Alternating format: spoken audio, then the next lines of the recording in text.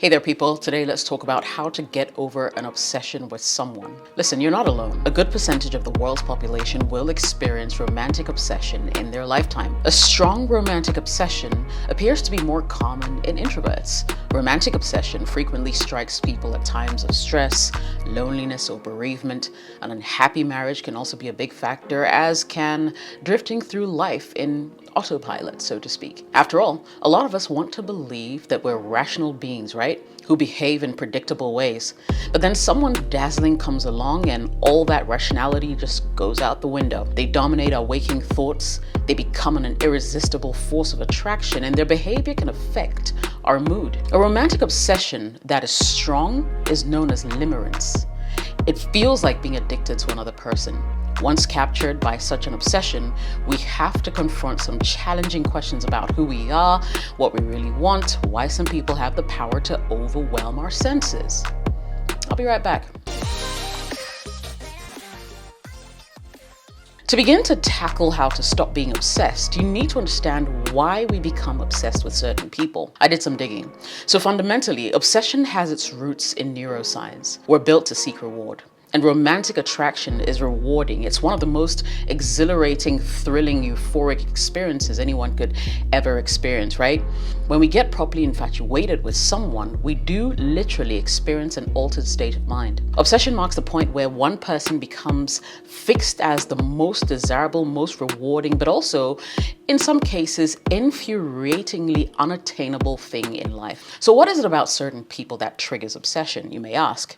We all have a romantic type. Scientists have speculated for years about what it is that makes people attractive. Scent, compatibility, resemblance to parents, facial symmetry, etc. We're all shaped by our personal history. Who catches our eye will depend on the homes we grew up in, the experiences we had as our sexuality developed, the people who were around at that critical period of life, and the relationships we had as we reached maturity. One of the top reasons for obsessive behavior in relationships can be caused by a mental health condition such as obsessive compulsive disorder. A lot of us have heard about it, OCD.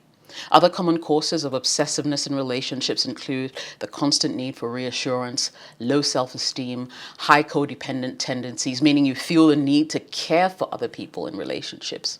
Underlying issues with jealousy also count, or the fear that the partner or your partner will leave you. And finally, having an addictive personality type. I could talk about that in a separate video. So the question remains, how do you get over an obsession with someone? I'm going to share 10 things with you. Number one, you want to use distraction. Now, one of the easiest ways to learn how to stop being obsessive in a relationship is to distract yourself. If you're having difficulty letting go of your obsessions, spend time doing things you enjoy or take up a new hobby. You might also consider distracting yourself with a movie, a good book, or a new acquaintance. Now, whether you're in an obsessive relationship or trying to stop obsessing over an ex, a little distraction will go a long way. Number two, you want to set a goal for yourself, and this is important. It's easy to become obsessive in a relationship when you don't have any personal aspirations. I mean, if nothing wild is happening in your life, nothing exciting is going on, if you're looking to overcome an obsession with someone, what you want to do is to set a goal, such as learning a new skill, getting a promotion at work, or even going back to school if necessary. When you're focused on your goals, you won't have time to be obsessed. Number three, get to the root of the feeling. So behind every obsession is usually some sort of underlying feeling like fear or anxiety, right? It might be time to dig deeper if you can't figure out how to not obsess over someone. I mean, what are you really feeling? Maybe you're obsessing over your partner because you've been hurt in the past and you're fearful that they will betray you again or this new person will do same. Now, whatever the case, dealing with the underlying feeling can help you become less obsessive. So tackle it. Number four is you want to practice mindfulness. Learning to become more mindful or to live in the present moment can be a strategy for how to not be obsessive in a relationship. Try to intentionally bring an open, accepting, and discerning attention to everything that you do. Find joy in the simple pleasures. When you become more mindful, you can focus on the present and let thoughts come and go without being fixated on them, right? A key way to go around it would be first to pay attention. It's hard to slow down and notice things in a busy world. Try to take the time to experience your involvement with all your senses, your touch, your sound, your taste, your smell, your sight. Essentially, live in the moment. Stop and smell the roses. Treat yourself the way you'd treat a good friend. Number 5, turn to family and friends. So sometimes you may not realize you're being obsessive in a relationship, right?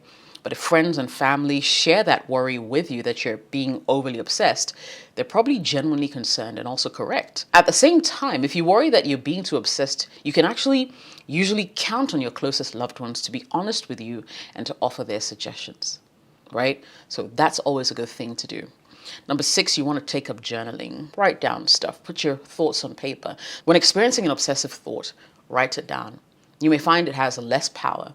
Now, in general, journaling can be a way of calming your mind and alleviating whatever feelings are leading you to be so obsessive in that particular relationship. And once you have it on paper, it could make more sense to you. Number 7, consider if codependency might be to blame. Let me break this down. So codependent people tend to obsess over the well-being of the people around them to the point that they feel responsible for other people, even in adult relationships, right? So if you feel compelled to obsess over your significant other's every need and think you need to fix them or be the hero in their life, you could be codependent and you want to look into it. Number 8, recognize that obsession can be dangerous. So if you're struggling with how to stop being obsessive in a relationship, you want to take a step back. Recognize that being obsessive in your relationship can be unhealthy and even dangerous. At the very least, being obsessive can lead to toxic relationship dynamics in which you'd want to control your partner, prevent them from having outside interests. In the worst cases, obsessive behavior in relationships can cause you to violate your partner's rights. For instance, they may feel they do not have the right to leave house without your permission. Some obsessive partners may even resort to psychological abuse, physical aggression, to control their partners, and that is extremely unhealthy. Number 9, spend time with other people. So if you become obsessive in your relationship, you might want to benefit from enjoying time with family, friends, people that care. When you're struggling with the fact that your significant other has outside interests and friendships, it can be helpful if you pursue friendships of your own. Find a friend, As you spend more time apart, you might realize that you enjoy actually, the time that you spend apart, the separate time for your own interests and your friendships. And this can help you overcome being obsessive in the long run. And finally, you want to turn to professional support if none of the suggestions work for you. Sometimes there can be an underlying issue, such as a mental health condition that is leading to an unhealthy obsession with a person. If you're in a committed relationship, you may benefit from undergoing relationship therapy to help you address this obsessiveness, right? So you might want to look into it. I really hope that this video was helpful for you. And if it was, you know what to do. My name is Jessica. Thanks for watching, and I will catch you in the next video. Cheers.